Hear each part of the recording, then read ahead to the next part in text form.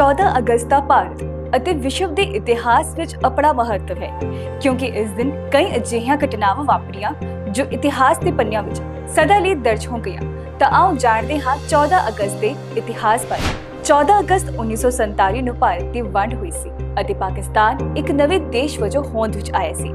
ਸਾਲਾਂ ਤੱਕ ਭਾਰਤ ਤੇ ਰਾਜ ਕਰਨ ਤੋਂ ਬਾਅਦ ਜਦੋਂ ਅੰਗਰੇਜ਼ ਭਾਰਤ ਨੂੰ ਆਜ਼ਾਦ ਕਰਨ ਲਈ ਰਾਜ਼ੀ ਹੋਏ ਤਾਂ ਉਹਨਾਂ ਨੇ ਲਗਾਤਾਰ ਵੰਡ ਦੀ ਗੱਲ ਕੀਤੀ। ਫਿਰ 20 ਫਰਵਰੀ 1947 ਨੂੰ ਬ੍ਰਿਟੇਨ ਦੇ ਪ੍ਰਧਾਨ ਮੰਤਰੀ ਕਲੈਮੈਂਟ ਐਟਲੀ ਨੇ ਭਾਰਤ ਦੀ ਆਜ਼ਾਦੀ ਦਾ ਐਲਾਨ ਕੀਤਾ ਅਤੇ ਲਾਰਡ ਮਾਊਂਟਬੈਟਨ ਨੂੰ ਜ਼ਿੰਮੇਵਾਰੀ ਸੌਂਪ ਦਿੱਤੀ।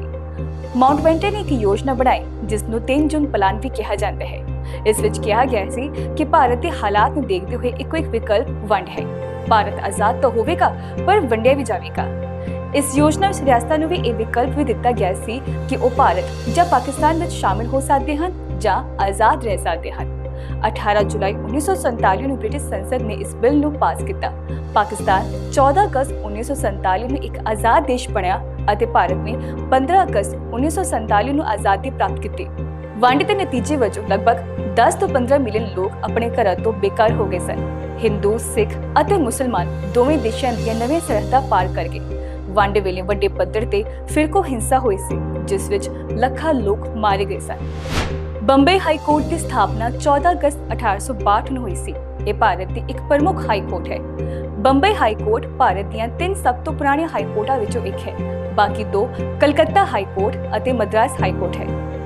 ਬੰਬਈ ਹਾਈ ਕੋਰਟ ਦੀ ਸਥਾਪਨਾ ਭਾਰਤੀ ਹਾਈ ਕੋਰਟ ਐਕਟ 1861 ਤਹਿਤ ਕੀਤੀ ਗਈ ਸੀ।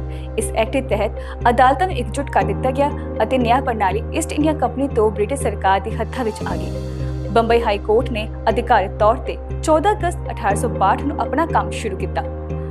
ਬੰਬਈ ਹਾਈ ਕੋਰਟ ਦਾ ਅਧਿਕਾਰ ਖੇਤਰ ਮਹਾਰਾਸ਼ਟਰ, ਗੋਆ, ਦਾਦਰਾ ਨਗਰ ਹਵੇਲੀ ਅਤੇ ਦਮਨ ਅਤੇ ਦੀਵ ਤੱਕ ਫੈਲਿਆ ਹੋਇਆ ਸੀ।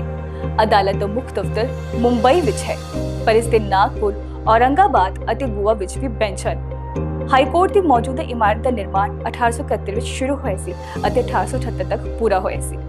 ਅੰਗਰੇਜ਼ੀ ਗੋਥਿਕ ਸ਼ੈਲੀ ਵਿੱਚ ਬਣੇ ਇਸ 562 ਫੁੱਟ ਲੰਬੀ ਅਤੇ 187 ਫੁੱਟ ਚੌੜੀ ਇਮਾਰਤ ਨੂੰ ਬਣਾਉਣ ਵਿੱਚ 16,44,528 ਰੁਪਏ ਖਰਚ ਕੀਤੇ ਗਏ ਸਨ। ਇਸ ਦਾ ਮੁੱਖ ਆਕਰਸ਼ਣ ਇਸ ਦਾ ਵਿਸ਼ਾਲ ਅਤੇ ਸ਼ਾਨਦਾਰ ਕੋਰਟ ਰੂਮ ਹੈ। ਖਾਨ ਅਬਦੁਲ ਗੱਫਾਰ ਖਾਨ ਨੂੰ 14 ਅਗਸਤ 1987 ਨੂੰ ਭਾਰਤ ਰਤਨ ਨਾਲ ਸਨਮਾਨਿਤ ਕੀਤਾ ਗਿਆ ਸੀ। ਉਹ ਭਾਰਤ ਰਤਨ ਨਾਲ ਸਨਮਾਨਿਤ ਹੋਣ ਵਾਲੇ ਪਹਿਲੇ ਗੈਰ ਭਾਰਤੀ ਸਨ। ਖਾਨ ਅਬਦੁਲ ਗੱਫਾਰ ਖਾਨ ਦਾ ਜਨਮ 6 ਫਰਵਰੀ 1890 ਨੂੰ ਪੇਸ਼ਾਵਰ ਵਿੱਚ ਹੋਇਆ ਸੀ ਜੋ ਹੁਣ ਪਾਕਿਸਤਾਨ ਵਿੱਚ ਹੈ। ਉਹ ਭਾਰਤੀ ਸੁਤੰਤਰਤਾ ਸੰਗਰਾਮ ਵਿੱਚ ਅਹਿੰਸਕ ਰੱਖਿਆ ਦੇ ਸਮਰਥਕ ਸਨ। ਉਹਨਾਂ ਦੇ ਕੰਮ ਅਤੇ ਵਫਾਦਾਰੀ ਕਾਰਨ ਉਹਨਾਂ ਨੂੰ ਫਰੰਟੀਅਰ ਗਾਂਧੀ ਵੀ ਕਿਹਾ ਜਾਂਦਾ ਸੀ। ਉਹਨਾਂ ਨੇ ਖੁਦਾਈ ਖਿਦਮਤਗਾਰ ਨਾਂ ਦੀ ਇੱਕ ਸੰਸਥਾ ਦੀ ਸਥਾਪਨਾ ਕੀਤੀ ਜੋ ਪਸ਼ਤੂਨ ਭਾਈਚਾਰੇ ਦੇ ਵਿਕਾਸ ਅਤੇ ਆਜ਼ਾਦੀ ਦੇ ਸੰਘਰਸ਼ ਵਿੱਚ ਯੋਗਦਾਨ ਪਾਉਣ ਲਈ ਬਣਾਈ ਗਈ ਸੀ। ਖੁਦਾਈ ਖਿਦਮਤਗਾਰ ਨੇ ਅਹਿੰਸਕ ਟਾਕਰੇ ਦਾ ਰਾਹ ਅਪਣਾਇਆ ਅਤੇ ਬ੍ਰਿਟਿਸ਼ ਸਾਮਰਾਜ ਖਿਲਾਫ ਲੜਾਈ ਲੜੀ। ਕਿਹਾ ਜਾਂਦਾ ਹੈ ਕਿ ਭਾਰਤ ਦੀ ਆਜ਼ਾਦੀ ਤੋਂ ਪਹਿਲਾਂ ਜਦੋਂ ਦੇਸ਼ ਦੀ ਵੰਡ ਦੀ ਗੱਲ ਚੱਲ ਰਹੀ ਸੀ ਤਾਂ ਗੱਫਾਰ ਖਾਨ ਨੇ ਪਸ਼ਤੂਨ ਭਾਈਚਾਰੇ ਲਈ ਪਾਕਿਸਤਾਨ ਤੋਂ ਵੱਖਰੇ ਦੇਸ਼ ਦੀ ਮੰਗ ਕੀਤੀ ਸੀ। ਹਾਲਾਂਕਿ ਉਹਨਾਂ ਦੀ ਮੰਗ ਪੂਰੀ ਨਹੀਂ ਹੋਈ। ਉਸੇ ਸਮੇਂ ਵੰਡ ਤੋਂ ਬਾਅਦ ਗੱਫਾਰ ਖਾਨ ਪਾਕਿਸਤਾਨ ਚਲੇ ਗਏ। ਪਾਕਿਸਤਾਨੀ ਸਰਕਾਰ ਉਹਨਾਂ ਨੂੰ ਆਪਣਾ ਦੁਸ਼ਮਣ ਸਮਝਦੀ ਸੀ, ਇਸ ਲਈ ਉਹਨਾਂ ਨੂੰ ਕਈ ਸਾਲਾਂ ਤੱਕ ਉੱਥੇ ਜੇਲ੍ਹ ਵਿੱਚ ਰੱਖਿਆ ਗਿਆ। 1988 ਵਿੱਚ ਪਾਕਿਸਤਾਨ ਵਿੱਚ ਨਜ਼ਰਬੰਦੀ ਦੌਰਾਨ ਉਹਨਾਂ ਦੀ ਮੌਤ ਹੋ ਗਈ।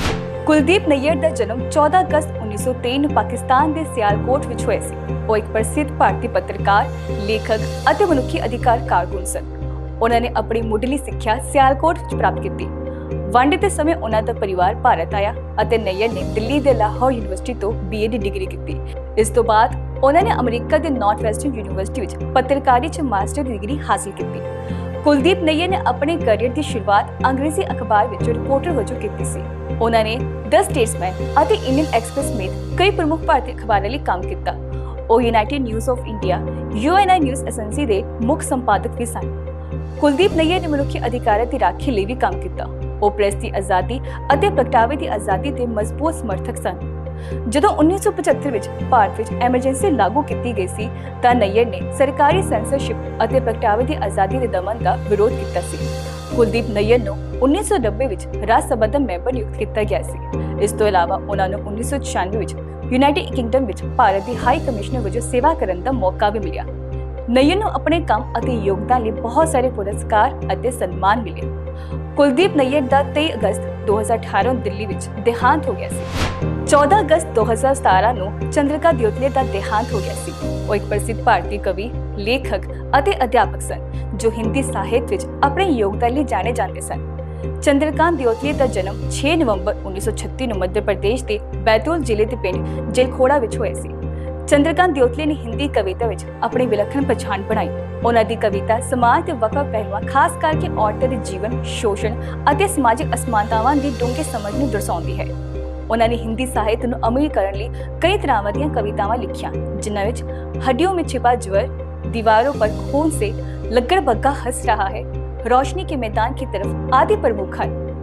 ਇਹਨਾਂ ਤੋਂ ਇਲਾਵਾ ਉਹਨਾਂ ਨੇ ਗਦ ਵਿੱਚ ਵੀ ਜ਼ਿਕਰਯੋਗ ਰਚਨਾਵਾਂ ਤਿਆਰ ਕੀਤੀਆਂ ਅਤੇ ਬਹੁਤ ਸਾਰੇ ਨਿਬੰਧ ਲਿਖੇ। ਚੰਦਰਕਾਂਤ ਦਿਓਤਲੇ ਨੂੰ ਉਹਨਾਂ ਦੇ ਸਾਹਿਤਕ ਯੋਗਦਾਨ ਲਈ ਬਹੁਤ ਸਾਰੇ ਪੁਰਸਕਾਰ ਅਤੇ ਸਨਮਾਨ ਮਿਲੇ।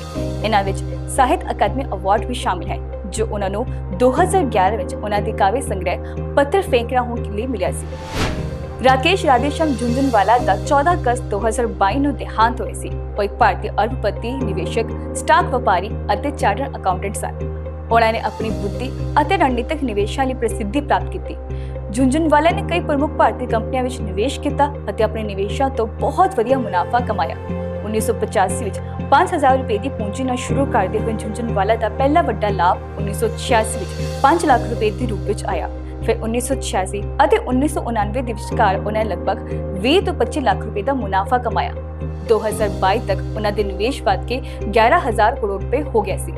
2021 ਵਿੱਚ ਉਹਨਾਂ ਦਾ ਸਭ ਤੋਂ ਵੱਡਾ ਨਿਵੇਸ਼ 7000 ਰੁਪਏ ਕਰੋੜ ਤੋਂ ਵੱਧ ਦਾ ਟਾਈਟਨ ਕੰਪਨੀ ਵਿੱਚ ਸੀ।